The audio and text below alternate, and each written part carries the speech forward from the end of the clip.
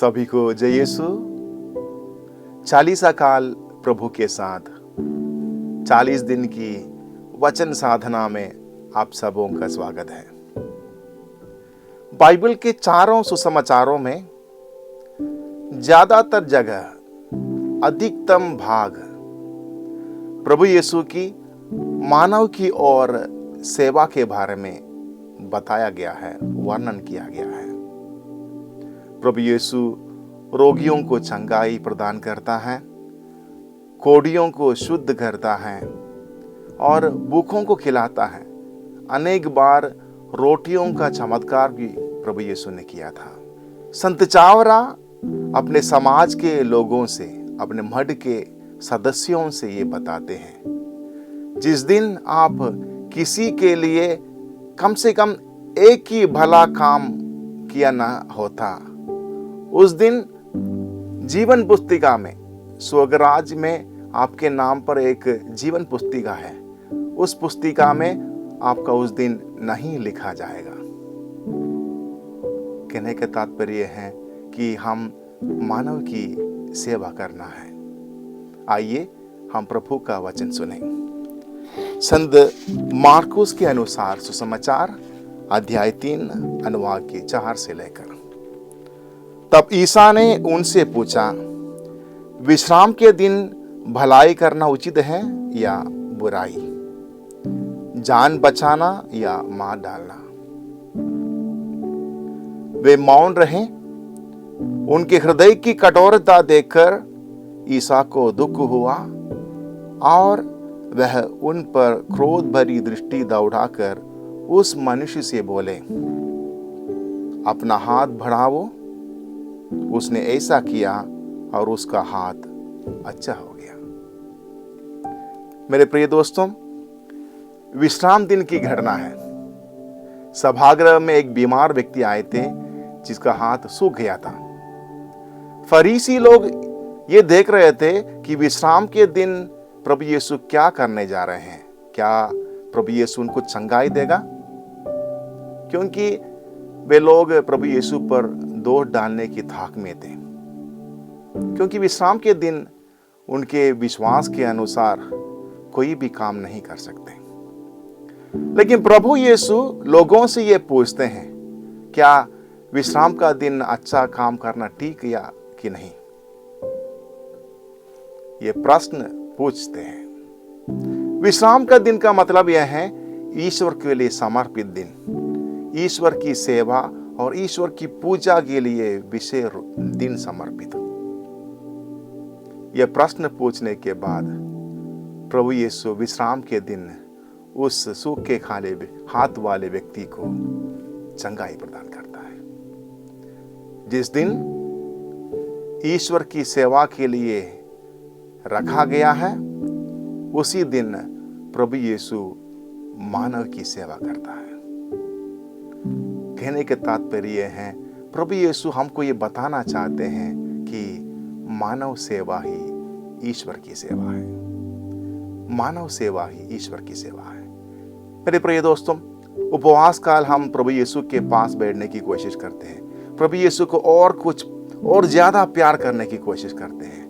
मेरे प्रिय दोस्तों, प्रभु यीशु को प्यार करने का मतलब यह है कि हम अपने भाई बहनों को प्यार करने की कोशिश करें, अपने पड़ोस में रहने वालों को और ज्यादा प्यार करने की कोशिश करें। मेरे प्रिय दोस्तों, ईसाया नबी के ग्रंथ अध्याय 58 में ये बताते हैं, उपवास के बारे में ये बताते हैं। उपवास क्या है? मैं जो उपवास करना चाहता हूं वह इस प्रकार है, अन्याय की बेड़ियों को तोड़ना, जुए के बंधन को खोलना, पदलिदों को मुक्त करना और हर प्रकार की गुलामी समाप्त करना, अपनी रोटी भूखों के साथ खाना, बेदर दरिद्रों को अपने यहाँ ठहराना, जो नंगा है उसे कपड़े पहनाना और अपने भाई से मुंह नहीं मोड़ना।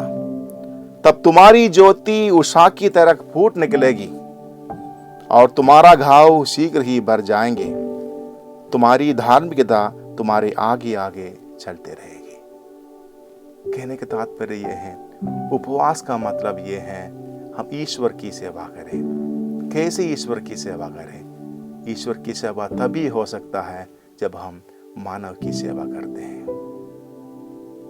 आज का दिन और आने वाले दिनों में भी उपवास काल में जैसे संत चावरा ने बताया था, कम से कम एक अच्छा काम दूसरों के लिए, मनुष्यों की सेवा के लिए करने की कोशिश करें, ताकि हमारा उपवास काल ईश्वर के लिए अति सुंदर और अति प्रेमदायी बन जाएंगे। आइए परम प्रसाद की आशीष के लिए हम अपने आप को तैयार करें।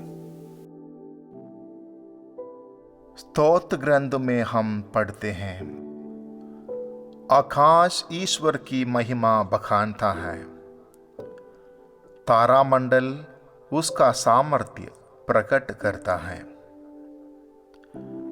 दिन दिन को उसकी कहानी सुनाता है और रात रात को उसे बताती है। ना तो कोई वाणी सुनाई देती है, ना कोई शब्द और ना कोई स्वर, फिर भी उसकी गूंज संसार भर में फैल जाती है।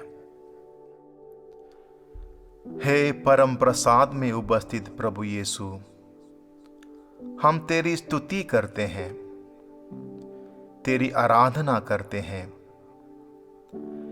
तेरी अनंत कृपा हमें अंधकार से प्रकाश की ओर ले आई है। तेरे असीम प्रेम के लिए हम तुझे धन्यवाद देते हैं। आज के सारे काम काज, सुख दुख और आशा अभिलाषाएं तेरे चरणों में हम अर्पित करते हैं। विश्वास और उत्सुकता के साथ तेरी सेवा में लगे रहने की कृपा हमें दे। मन वचन कर्म से हर पल तेरी इच्छा पूरी करने की शक्ति हमें प्रदान कर। हे सनातन ज्योति सकलेश्वर, सच्चाई के मार्ग पर हमें ले चल।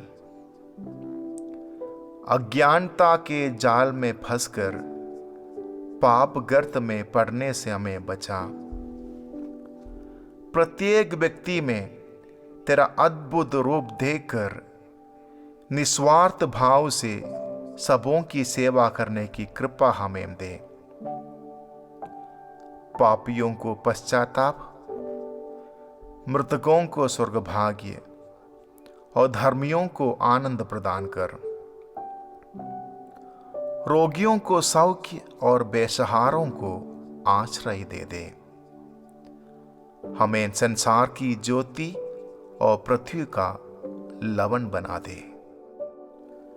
हे प्रभु, हमें ये शक्ति प्रदान कर कि हम दूसरों में आपकी चेहरा देखकर उनकी सेवा करें, क्योंकि तूने हमें एक दूसरे को प्यार करने का नमूना दिखाया है। ये प्रार्थना करते हैं हमारे प्रभु यीशु ख्रीस्त के द्वारा। आमीन।